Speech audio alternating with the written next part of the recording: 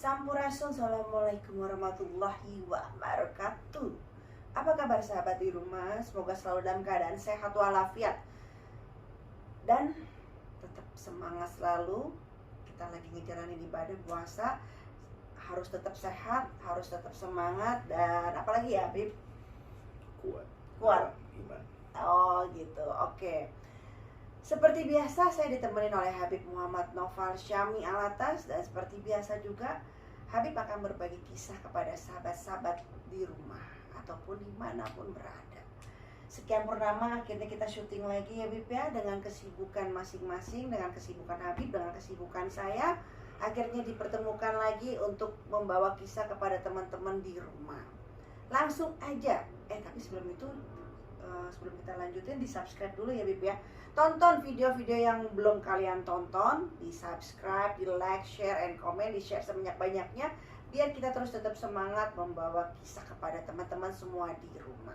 Oke, langsung aja, nggak usah lama-lama. Ini kisahnya di mana sih Bib? Masih di Jawa Barat, di Masih? daerah Kabupaten Bogor. Kabupaten Bogor? Kabupaten Bogor. Oh, oke. Di daerah mana namanya? Cibinong. Oh iya, oke. Daerah Cibinong. Nah, ini juga kejadian 7-8 tahun yang lalu sih sebenarnya. 7-8 tahun yang lalu,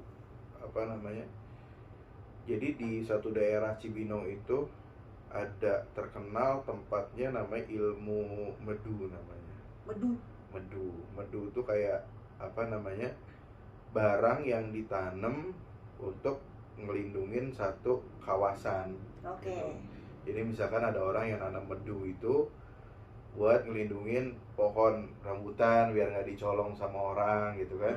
Nah kalau yang nyolong rambutan tersebut tuh perutnya tiba-tiba besar gitu. Jadi lebih ke untuk ladang. Untuk ladang sawah, untuk ladang perkebunan. Nah di satu daerah Cibinong ini emang banyak yang jadi bisa dibilang awal mula ilmu medu itu ada di daerah tersebut. Gitu. Nah, suatu kisah kita dipanggil lah ke daerah tersebut untuk ngobatin satu bapak-bapak parubaya lah, sekitar umur 40-50 tahun. Nah bapak-bapak ini emang usahanya nyewa-nyewain son, tenda gitu. Jadi nyewa-nyewain son, tenda untuk acara-acara kayak wedding atau acara-acara sunatan, acara-acara seperti itulah, majelis gitu. Nah ini orang ini untuk nyewain seperti itu. Nah tiba-tiba kita dipanggil lah ke sana. Kita dari anak majelis juga. Dia bilang, "Beb, tolong dong ke sini gitu. Ada yang mau dibantuin nih, ada yang minta diruqyah." Kayak gimana emang? Yaudah Habib kesana dulu. Ya udah kita jalan tuh pagi-pagi sekitar jam 8 kita jalan sampai sana. Baru di depan rumahnya aja itu udah bau busuk. Jadi depan rumah tuh udah bau busuk, bau banget.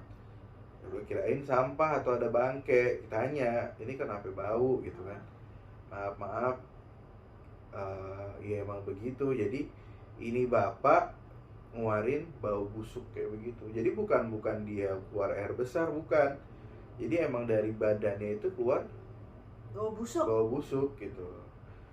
Udah tuh kita masuk pakai masker kan, karena nggak kuat, jujur aja gitu, nggak kuat. Akhirnya sampai masuk kita lihat bapaknya, karena emang nggak kuat. Jadi bapaknya itu kondisinya udah nggak bisa ngapa-ngapain.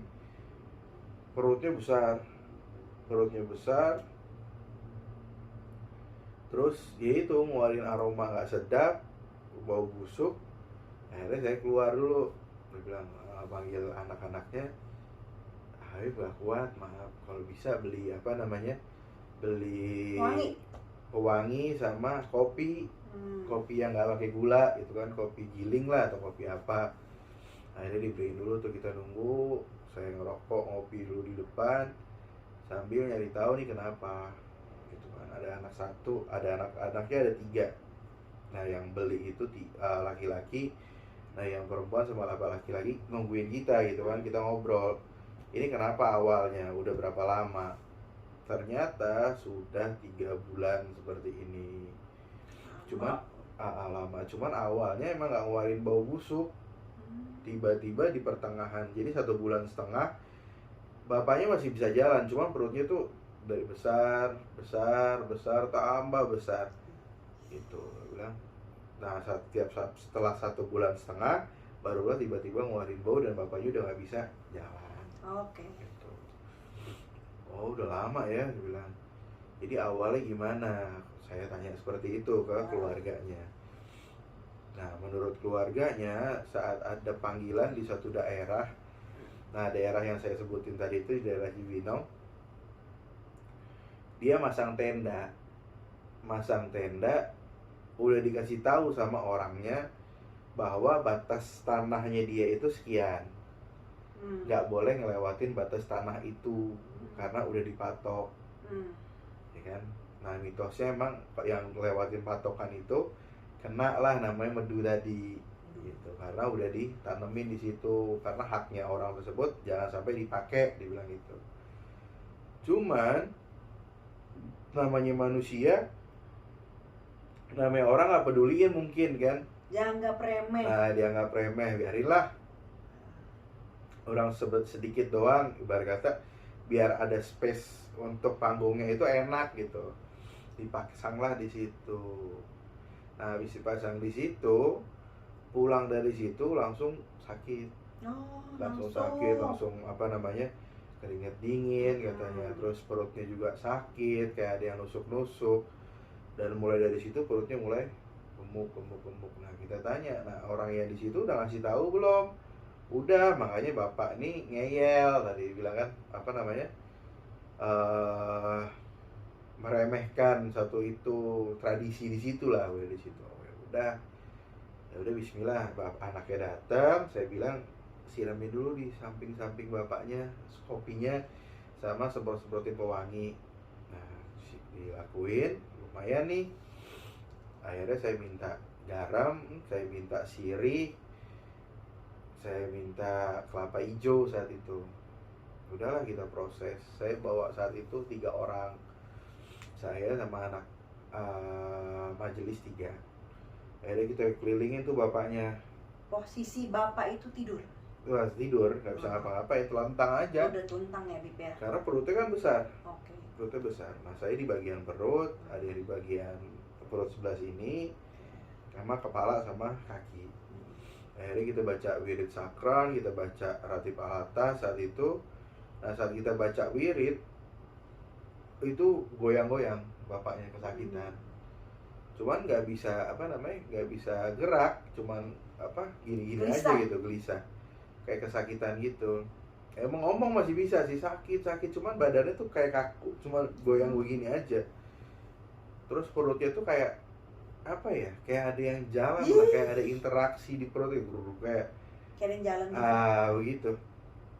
Ini bacain terus, itu anaknya udah nangis tuh yang perempuan. Jadi bismillah, kita pasarin sama Allah Ta'ala, kita bacain itu, setiap perutnya ada kayak gelombang begitu, itu bapak teriak. Kesakitan terus kan.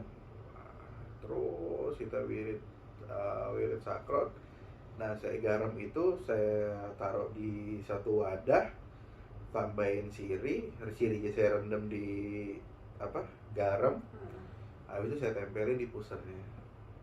Nah pas saya tempelin di pusernya, itu kayak gelombang tuh perutnya kayak gelombang tuh kencang gitu. Bapak itu udah teriak-teriak kesakitan, cuman ya saya bilang jangan sampai terlena gitu loh, ya bismillah aja.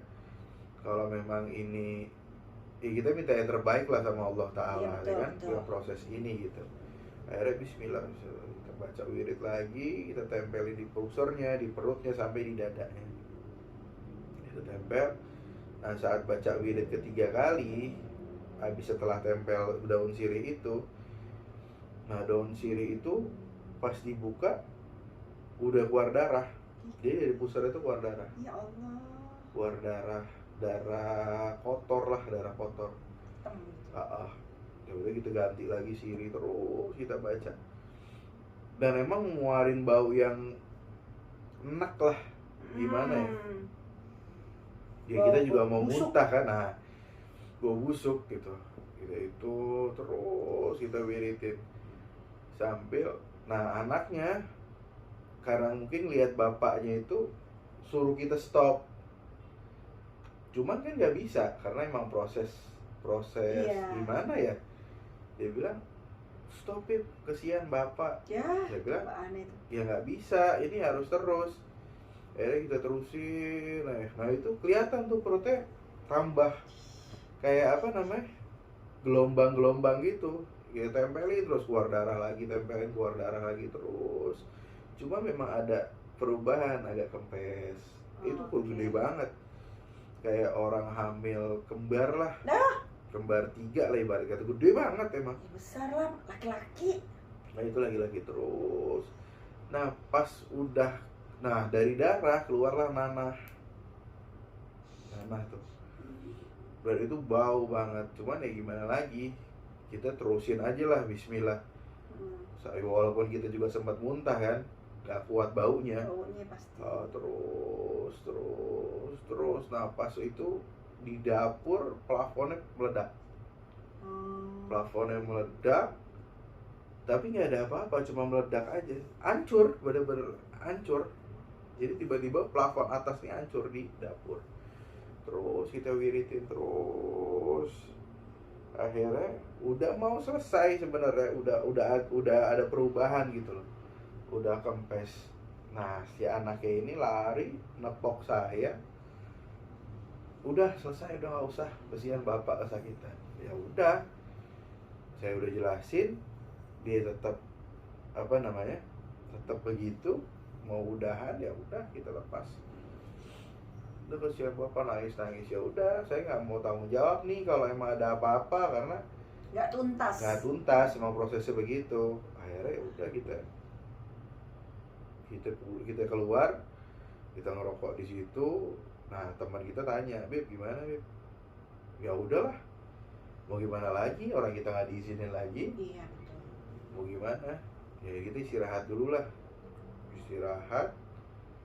Yang anaknya mungkin beres-beres itu, nah anak yang laki-laki satu minta maaf ya Beb, bagaimana ya, saya mah cuman apa namanya, cuman membantu ya, begini saya bisanya, saya minta pasrah sama Allah ya, kalau emang nggak boleh lagi ya udah gitu kan, bukan tanggung jawab saya lagi gitu.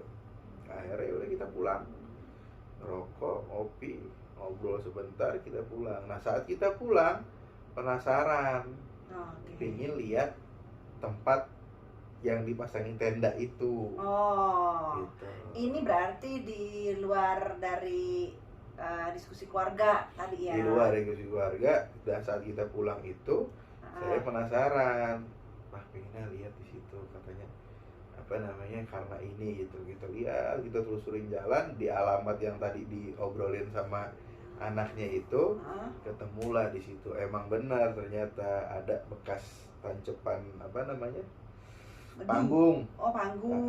Di luar. Jadi ada patok kayu dari sini sampai ujung, yaitu tanda wilayah orang lain gitu. Patok kayu.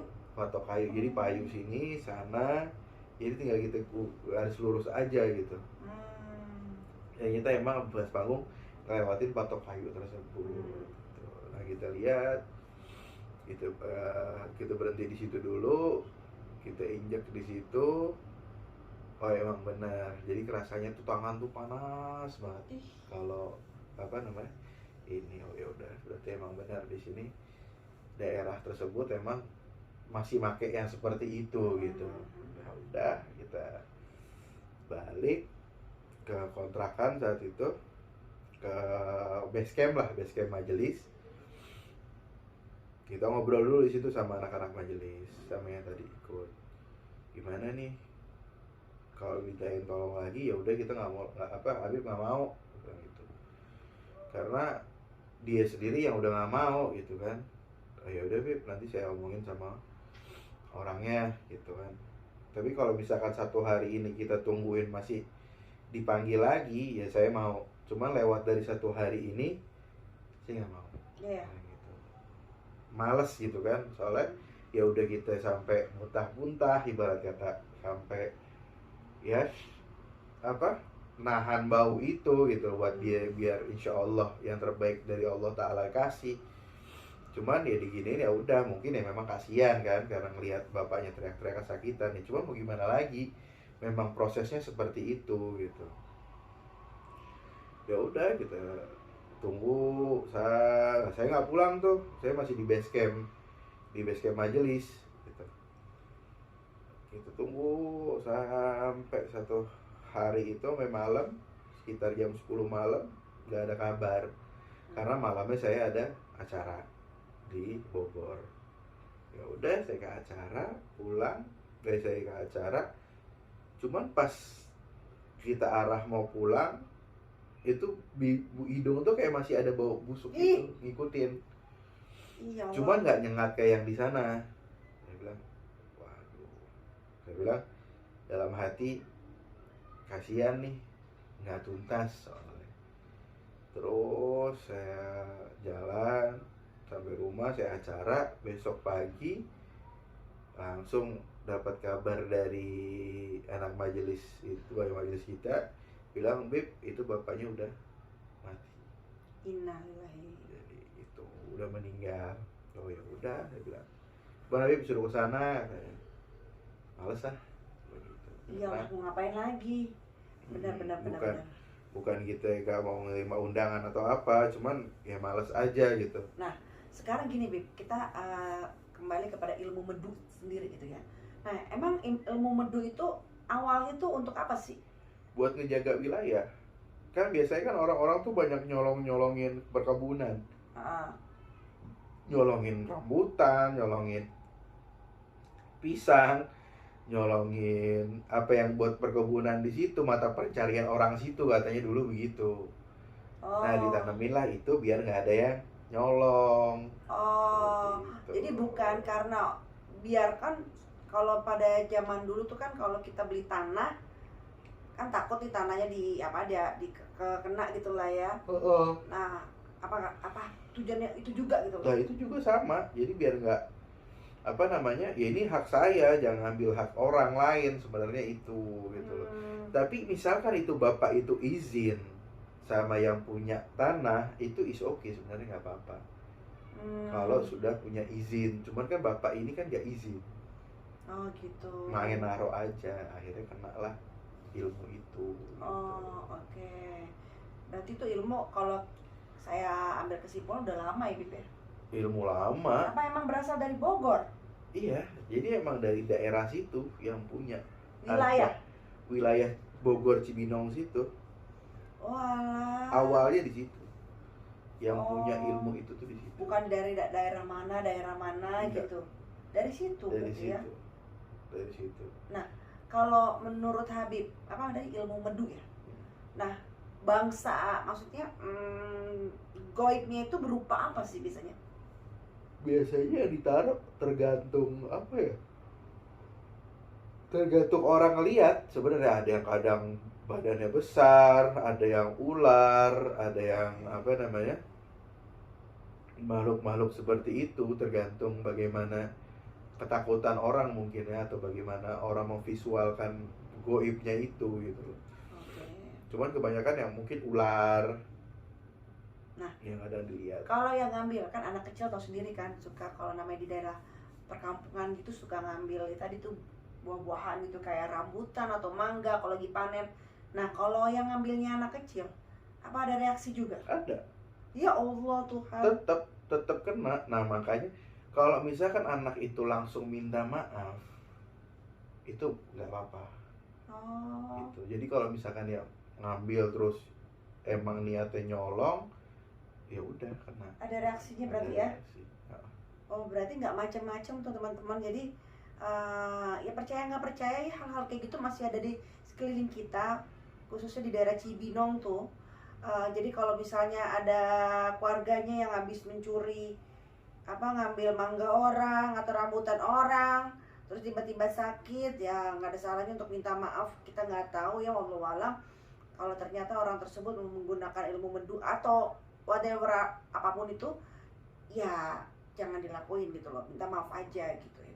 Iya, karena sebenarnya buat pelajaran kita juga sih, biar nggak nyolong lah, ngambil hak orang, sebenarnya kan begitu. Nah, bapak itu mati, lanjut lagi bapak itu mati.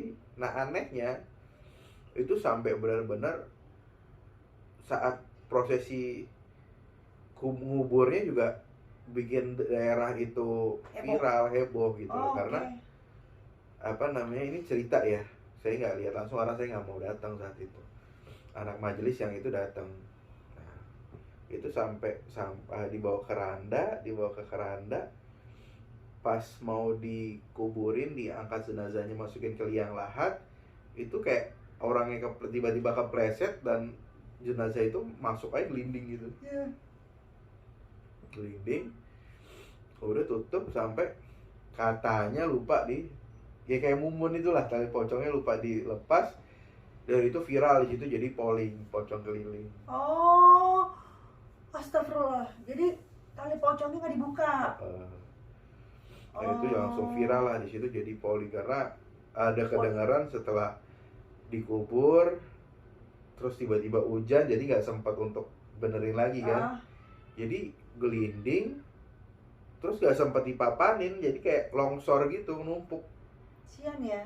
Kesian sebenarnya. Terus hujan, ya mungkin ada dosa-dosa itu nggak ngerti. Oh iya benar. Ya kan? Kita nggak ngerti. Benar. Jadi mungkin bukan karena faktor mendung aja ada, gitu ya, mungkin ada ada something mungkin, ya Bib ya. Akhirnya udah langsung dikubur, hujan karena hujan badai, pulang. Nah pulang malamnya itu ada cerita, makanya ini bikin viral tuh, ada cerita ada tukang bakso keliling. Nah ngelihat pocong tersebut gitu. Jadi dia kabur sampai ditinggal lah tuh gerobaknya. Kelihatan ada saksi gerobak itu gitu.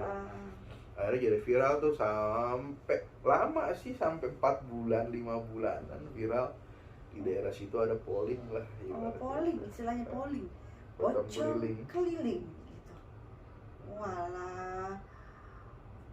Ya kalau menurut saya sih tragis banget gitu. Kasihan sebenarnya, tapi kayaknya ada sesuatu juga di almarhum tersebut ya Bib ya. Yang walau alam kita nggak tahu persoalannya apa. Cuman dari setelah 4 bulan itu masih tetap ada polling itu Bib. 4 bulan 5 bulan itu udah nggak ada, udah selesai. Nah keluarga tahu tuh kalau terdengar kata polling gitu. Tahu, cuman ya keluarga nggak bisa ngomong apa-apa. Oh ya Allah, kayak gitu ya. Tuhan, ya mudah-mudahan kita semua dijauhkan ya dari hal-hal seperti itu. Hal-hal yang ya tidak mengenakan untuk kita yang pergi dan yang ditinggalkan juga nggak enak gitu ya. Mudah-mudahan kita dijauhkan dari hal-hal seperti itu. Semoga kita pulang dalam keadaan husnul khotimah gitu. Harapan semua umat muslim sedunia gitu. Ada lagi Bib? Oke. Nah, bicara masalah polling, nanti kita akan bahas versi Habib bagaimana tentang pocong seperti kayak baru-baru aja nih kita dengar di Jessica Iskandar ya, yang terekam oleh CCTV. Nanti kita bahas di video selanjutnya. Tapi jangan lupa untuk di like, subscribe, share, and comment, di share sebanyak-banyaknya biar kita terus tetap semangat membuat cerita untuk teman-teman di rumah. Note-nya, ambil sisi baiknya, buang sisi buruknya. Setiap pembelajaran kita bisa bertemu di lokasi mana aja, di situasi manapun, itu ada pembelajaran yang bisa kita petik. Oke, sampai ketemu lagi. Salam bahagia. Assalamualaikum warahmatullahi wabarakatuh.